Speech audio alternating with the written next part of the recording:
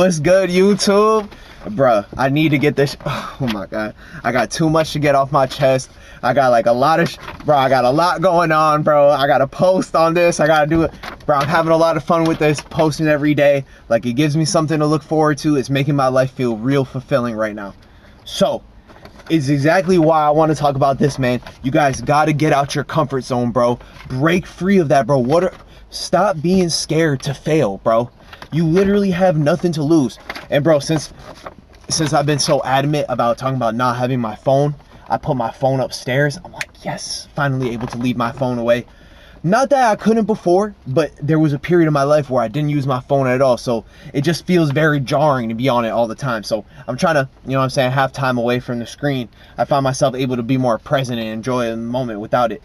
So I wrote down, you have literally nothing to lose. If it's something you like or love to do, give it a chance, like a real chance. Don't give it one baby chance and then be like, oh, I tried, or I'm too busy, you know what I'm saying? If it's something that you enjoy to do and that you can envision yourself doing, bro, 9 times out of 10, you could apply yourself and get to that point.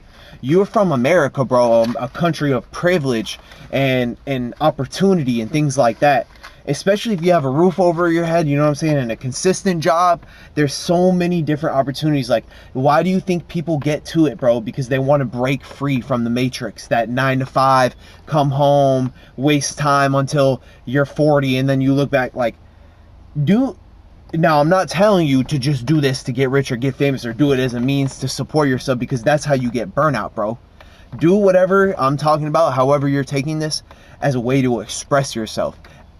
What you yearn to do and inside, take advantage of those cravings that you have to do something. You know, if you're like, oh, I really want to do this so I could get this off my chest, or I've been wanting to do this for so long. Like, bro, I've been wanting to get on a bicycle, like a bike, for like a cool minute. Every time I hop to Boston, I'm always thinking like, oh, I need to get the bicycle. And when I was driving it, when I was riding the bicycle in downtown Boston the other day, I was having so much fun. So now I've been on like Facebook Marketplace and Walmart trying to find a bike. Like, take advantage of those feelings of excitement. Romanticize everything in your life. Romanticize the journey, and it won't feel as much as like a burnout. But anyway, who cares if you fail, man? Go ahead and post as much as you can. Show your face, obviously, with good quality, you know what I'm saying? But go into that skate park, bro. Go try to fail on them tricks. Like, go to the basketball court and go miss 100 shots, bro. Because it's like, what did Jordan say? He had to make 10,000 shots before, you know what I'm saying? You have the people that you look up to and that you think are, oh, that's them, they do this.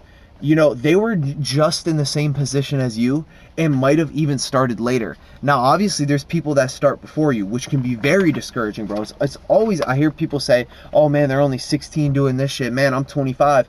But it's like, well, I'm 24, but gang, just in general, it's like, it's never too late. There's people who started research when they were 40. You know, my parents didn't even go to college until they were like in their late 30s or early 40s. I think my dad was still going to school when he was like 52, bro.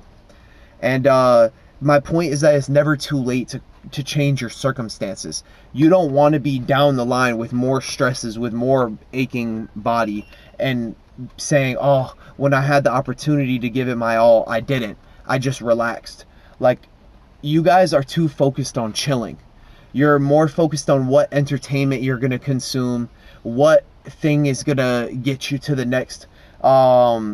Basically, fight against adversity to create your own needs. Like, don't be afraid to fail. Because it's like, once you do rip off the Band-Aid, bro, this is one huge thing.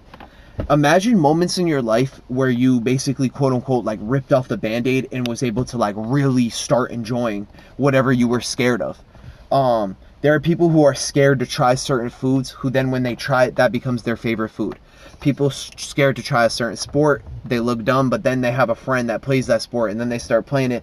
They start playing it every day. Same with video games, bro.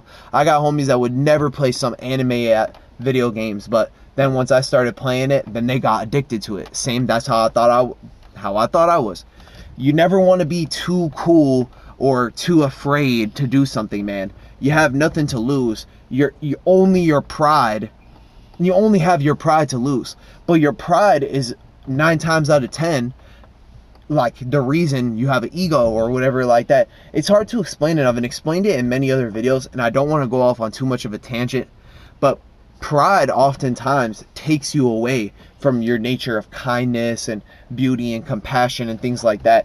Pride makes, oh, I'm better, oh, I got it this way, or I'll do right by mine. You know what I'm saying? Where you have to find the balance, because you can create your own happiness, and then, but it's at the expense of quality of life. Like, you end up having it, I don't know. That's something I'm definitely going to have to revisit in another video. But anyway, man, who cares if you fail, bro? Destroy all those fears about, like, low view counts or what somebody's going to think of you if you miss 100 shots. Like, the happiest and most successful people were people that started out not caring what anyone think. And then they started creating the status quo. Now what people think and what people care about and what's cool or good enough is based off your creation or your commitment. So it's like, commit, feel the satisfaction from having committed to something in your life, so that you can then look back and be like, oh yes, satisfying, this is something I can do, this is something that creates me. Don't just have nothing in your life that makes you you just because you were scared of failure. You know, the happiest, most successful people in their own regards, like I said, operate to their own truth. You know, there's different religions, different mindsets, different ways to lead your life. But in this world, I understand money, success, and things like that, they rule it. Now, me personally, I might be following Jesus' ways and be trying to fight against that, but that doesn't mean that's what you're trying to do. So like I said, I'm never going to get on here and tell you what to do with your life. I'm not trying to decide what you do with your life. I'm trying to guide you in the right direction, to a direction that makes you want to fulfill your life, have more fun, and just live life with less regrets. I want you guys to look at your life and be like, yes, I am satisfied with it. I don't yearn for more. Even though yearning for more is a good thing, but it's like, you don't want it to be at a point where what point does it stop? You never want to be at a point where you always need something more. Because when you can't get to more, or when you're finding yourself sacrificing things to get to more for nothing, that's like where you lose sight of yourself and your compassion and your kindness. So yeah, man, I know I was throwing a lot here, talking about pride and talking about comparison, but all these things with ego and pride, comparison, they all have to do with your fear of being perceived. Don't be afraid to be perceived. When I hear, dude, don't be afraid to be seen as gay. Don't be afraid to be seen as trash. You know what I'm saying? All these things and the hate comments and all, none of those things matter at all. What truly matters is right here. That's why you see Trippie Redd ranting on Twitter, Future ranting on Twitter. And it's like, bro, it's like, if I'm that successful, I'm not gonna be on Twitter. I'm not gonna be ranting about the ops on Twitter. You know what I'm saying? I yearn for a peaceful and compassionate lifestyle. I yearn to find my partner and my friends and things like that. I wonder what side effects cause you to have everything you could ever dream for and to still yearn for more and for it to never be enough. But I feel like I'm trying to live a life where it's always enough. When it always is enough, man. Just to be alive and to have the opportunity to breathe, to take a deep breath, you already have it better than a lot of the people that came before you or that tried to come up and ended up losing it due to their own, I hate to say it, due to their own stupidity. Juice WRLD, Mac Miller, you know what I'm saying? Due to their own risks, giving into their desires and things like that, caused them to lose their life. So fight your pride, man. Fight your desire. Fight that feeling that nothing bad could happen to you. Fight that feeling that if you have low views is bad. Just fight every feeling, man. Stop thinking. Just do, bro. And that's my recommendation to you guys. Thank you very much for watching the video, and I'm gonna tap in with y'all boys later. Peace.